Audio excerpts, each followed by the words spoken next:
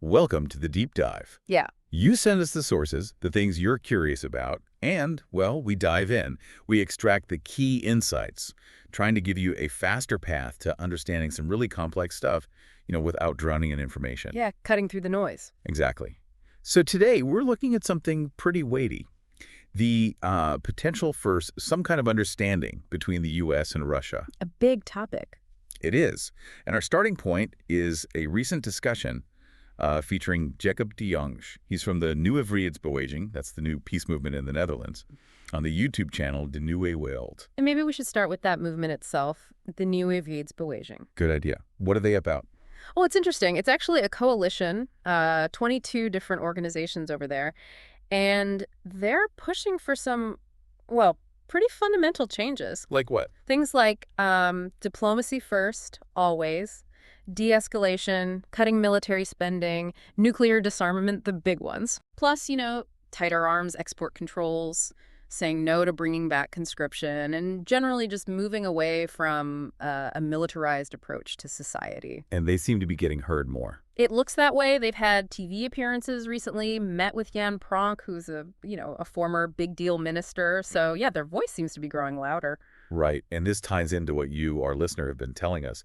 You want to get up to speed quickly, really grasp these complex issues like U.S.-Russia relations, and crucially, see the different perspectives. Yeah, from multiple angles. Precisely. So that's our goal here. We're digging into these dynamics using the arguments from this peace movement as our lens.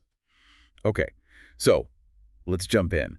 Where did this new peace movement actually come from? What lit the spark? Well, according to de Jong in the discussion, the main trigger, unsurprisingly, was the war in Ukraine. Specifically, the Russian invasion back in February 2022. Makes sense. Yeah, he said, look, the initial reaction, all the support for Ukraine, that was totally understandable. But the movement started because there was this growing feeling, this concern, that nobody was really talking about how to actually end the war. Or how to stop future ones in Europe. Exactly, or how to prevent the next conflict. There was this frustration brewing about what they saw as a very one-dimensional narrative. What do you mean? Meaning it was all just focused on arming Ukraine, defeating Russia, full stop. De Jong mentioned examples like strong rhetoric from Dutch politicians, really across the board. He named names. Yeah, he mentioned people like Ollongren, Breckelmans, even Timmermans, who apparently got quite forceful later on in the conflict. This is all from de Jong's perspective, of course. So it wasn't about questioning Ukraine's right to defend itself. It was more a lack of focus on the end game, on long-term peace. That's exactly it. They felt the conversation was missing that crucial piece. What does peaceful coexistence actually look like in Europe long-term? Especially with neighbors like Russia. How do we even get there from here? That discussion just wasn't happening in their view. Okay. Now, the discussion also got into Trump, his, let's say, unpredictable stance on the war, and Europe's reaction. This is where it gets messy. Oh, absolutely messy. You had Trump, remember, making those really bold claims early on, I'll end the war in 24 hours. Right, which clearly didn't happen. Not exactly. And then at the same time, you saw Europe seemingly digging in its heels, strengthening its commitment to keep supporting Ukraine militarily. That whole Rearm Europe idea with this massive 800 billion euro investment plan for arms. There's a real irony there, isn't there? Trump's talking at least sometimes about ending the war. And he gets met with huge suspicion. Yeah. And maybe that suspicion, which you can understand given his track record, maybe it actually pushed Europe further down the path of, committing to the military effort. Yeah. It's complicated. And now there's talk of some ultimate peace effort from the U.S. Yeah, that's the recent news. With this sort of implied threat that if this big push fails, maybe the U.S. steps back a bit. But honestly, as de Jong pointed out, expecting some sudden breakthrough, well, it seems pretty unlikely, doesn't it? It does feel like a long shot. So what about dialogue versus escalation? Where does this leave things? Well, one point de Jong made, which is interesting, is the contrast he drew. He highlighted that Trump, for all his issues, was apparently in communication with Russia. Unlike Biden, initially. Right. According to de Jong, Biden hadn't engaged directly for the first 3 years of the conflict. So even if Trump's talks were basic, the simple fact that lines of communication were open, that might have, lowered the immediate nuclear risks somewhat. But you can't just take Trump's self-portrayal at face value, surely. Oh, definitely not. And Dion is very critical of Trump trying to paint himself as some kind of neutral mediator. Right, because the U.S. is hardly neutral. Exactly. They're massively involved, huge amounts of money, weapons, intelligence, even helping with targeting, apparently. That's not being neutral. And Ukraine is heavily reliant on that U.S. support. That gives Trump leverage, doesn't it? Huge leverage over Zelensky. In theory, Trump could really lean on him, push Ukraine towards negotiations, maybe even if Zelensky himself is hesitant. But the danger is. The danger is it becomes Trump's war, you know? With his often confusing mixed messages about what he actually wants, it could get very unpredictable. So we're looking at potentially quite different outcomes here. Very different. I mean, one path could be the U.S. pulling back support almost entirely. That probably means, realistically, a Russian military win. Or the U.S. stops pushing for talks but stays involved militarily, financially, which could just mean the war drags on indefinitely with no clear end. DeYoung did sketch out some potential paths to actually resolve things, though. What were his thoughts there? Yeah, he floated a couple of scenarios. One was this idea of the U.S. really pushing for Ukraine's key interests, but at the same time using its leverage to get Ukraine to the negotiating table. And another possibility. He also mentioned the idea that Russia might be willing to just stop at the current front lines.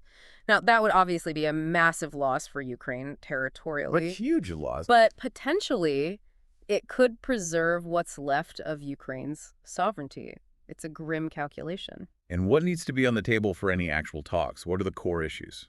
According to de Jong, it boils down to three main things. First, the status of the occupied territories. Hugely difficult. Obviously. Second, Ukraine and NATO membership. The idea there might be putting that on hold, at least for now. And third, security guarantees. Real, credible guarantees for the part of Ukraine that remains sovereign. So freeze the lines, pause NATO, get guarantees. That's the framework. That seems to be the kind of framework he was suggesting as a potential basis, acknowledging just how incredibly hard it would be to actually achieve. Okay, let's pull back a bit. Look at the bigger picture, the geopolitics. De Jonge clearly sees this as fundamental. Absolutely. He argues really strongly that the root cause here isn't just about Ukraine itself.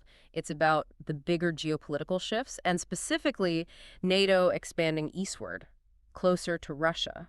He points to specific moments. Yeah, he goes back to that 2008 NATO summit in Bucharest. That's where they officially declared Ukraine and Georgia would become members eventually. A decision pushed by the U.S., he said. Right, by the Bush administration, even though some European countries apparently had reservations. And Russia's reaction wasn't a surprise. Not according to de Jonge. He mentioned that the U.S. ambassador in Moscow back then, in 2008, apparently warned Washington that Russia saw Ukraine potentially joining NATO as a trigger.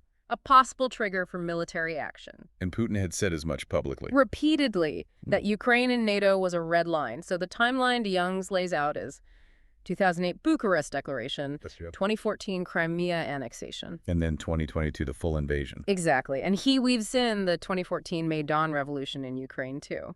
How does that fit in? Well, the ousting of a president seen as more pro-Russian, leading to a more nationalist government in Kyiv. He argues that inflamed internal divisions, especially in the Donbas region in eastern Ukraine, Leading to conflict there. yeah, what he calls the civil war starting in Donbas in 2014. He sees that as a direct result of these bigger power plays and suggests that maybe Europe, including the Netherlands, taking sides after 2014 didn't help de-escalate things. So his point is, even if you got a ceasefire in Ukraine, the real problem wouldn't be solved. That's exactly his argument. A ceasefire wouldn't fix the fundamental issue, which he sees as this growing rivalry between the major powers, the U.S., China, Russia. It's about the shift in the world order. Precisely. Yeah. The move away from that U.S.-dominated unipolar world we had after the Cold War ended towards a multipolar world with several big players. That shift, he believes, is the core tension. So what's the answer then, in his view? How do you manage that? He talks about needing a modus vivendi, basically a practical way for these big powers to just coexist, even with competing interests. How? Through agreements. Yes. Things like getting back to arms control treaties, reviving some of the security arrangements that existed, say, back in the 70s during the Cold War, which helped keep a lid on things. So, disarmament, arms limits. Right. Limiting types of weapons, numbers, capabilities, de-escalating the arms race. Not because everyone suddenly likes each other, he stresses, but out of sheer necessity, to reduce the risk of things spiraling out of control. And without that, the tension just pops up elsewhere. That's the fear. He warns that even if Ukraine finds peace, these underlying power struggles could easily flare up somewhere else. He mentioned Kazakhstan, Georgia, Moldova as possibilities. Okay, let's loop back to Trump again. His actual intentions towards Russia. DeYoung sounded pretty doubtful, despite some of the deal-making talk. Yeah, very skeptical. Trump might talk about deals, even cutting nuclear weapons, but DeYoung points to, well, inconsistencies. He brought up Trump's stance on Gaza as an example of, let's say, problematic positions. And maybe a more transactional view. Exactly. DeYoung suggests Trump might just look at the huge U.S. defense budget and think, why aren't the Europeans paying more? While at the same time, U.S. companies are selling them billions in weapons. It's a business perspective, perhaps. And does China fit into this calculation regarding Russia? DeYoung suspects that might be the main driver for Trump, that any interest in stabilizing things with Russia is really just about freeing up the U.S. to focus on what he sees as the primary challenge, China. Because Trump is definitely hawkish on China. Consistently. He wants to confront China. So DeYoung's worries that any Trump-Russia deal might just be a cynical move, maybe involving land grabs in Ukraine, just to clear the decks for the China confrontation. This focus, maybe even obsession with China, seems central to current U.S. foreign policy thinking. DeYoung certainly frames it that way. He thinks the U.S. is really struggling to accept China rising as an equal, potentially even superior economic and military power. It's a huge shift. Massive. He mentioned even someone like Marco Rubio acknowledging we're in a multipolar world now, which DeYoung sees as a big change in U.S. rhetoric, at least.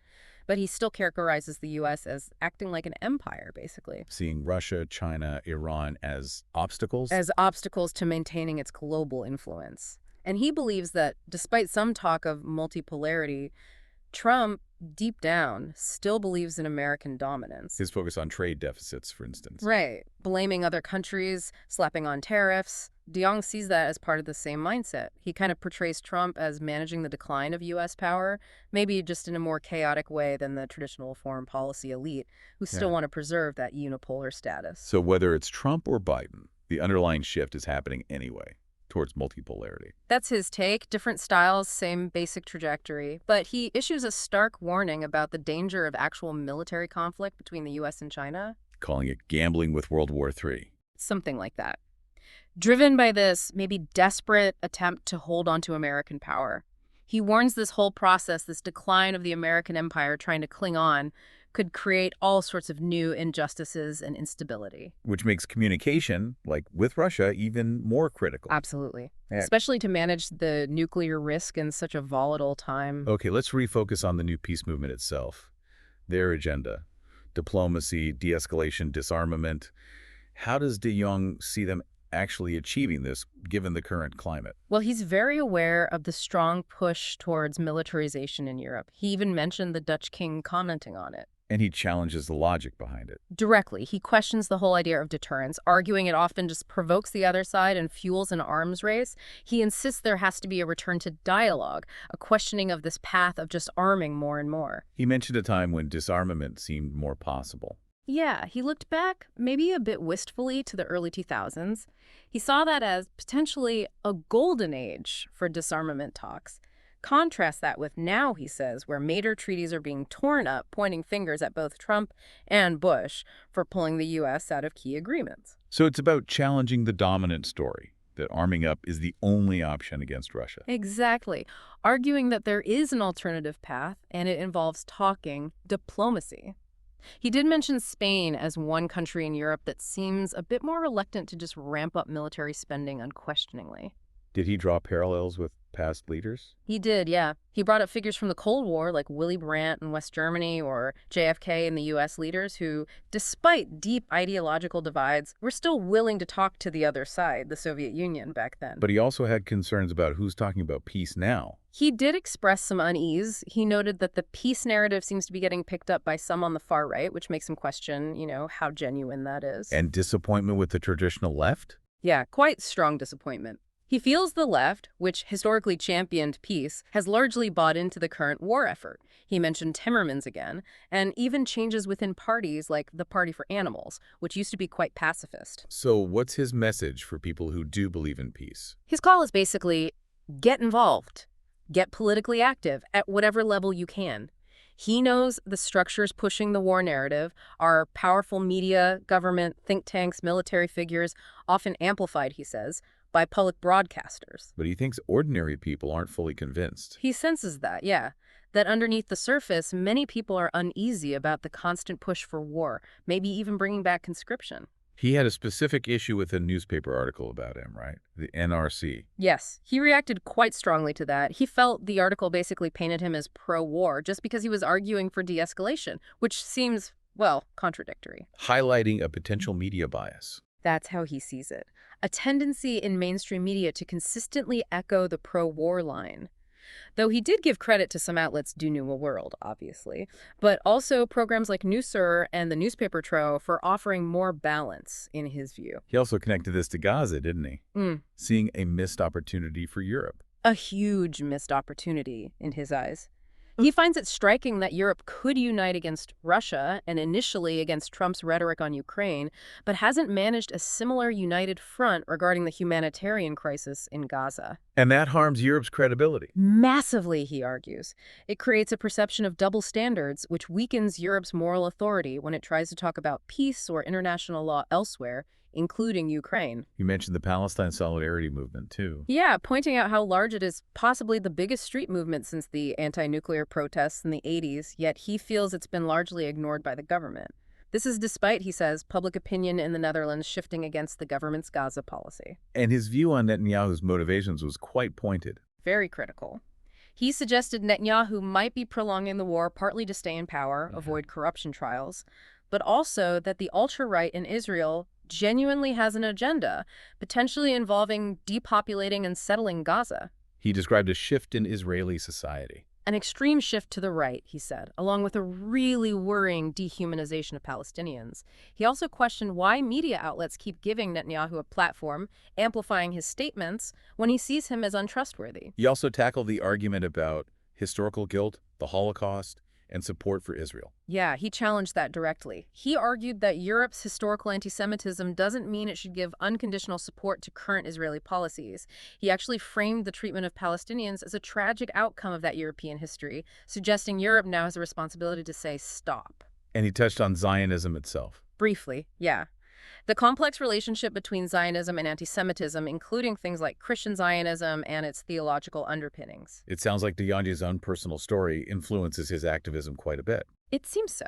He mentioned having a background in theology, his family having connections to Christian Zionism in the past. Now he describes his faith as more non-church-based, a kind of cultural Christianity. And his art. He's a painter. Yes. He sees parallels there between his painting and his peace work. Both involve facing up to harsh realities, but always holding on to the possibility of something better, a better future. A belief that change is possible. A strong belief, if people work for it.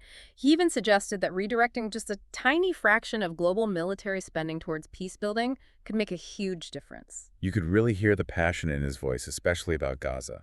Absolutely. He talked about feeling a personal sense of guilt, almost, like not being able to do more to stop the suffering there. It comes from a deep belief in individual responsibility, especially in a democracy. He respects the activists. Deeply. Activists, ordinary people taking a stand for peace, for justice. But he also made it clear that real satisfaction for him only comes when there's actual progress, when things actually start to change for the better. So finally, what's next for the new peace movement? What are their plans? They're gearing up for the next NATO summit, which is happening in The Hague. They're planning a counter-summit around it. When is that? The weekend of June 21st and 22nd, 2025.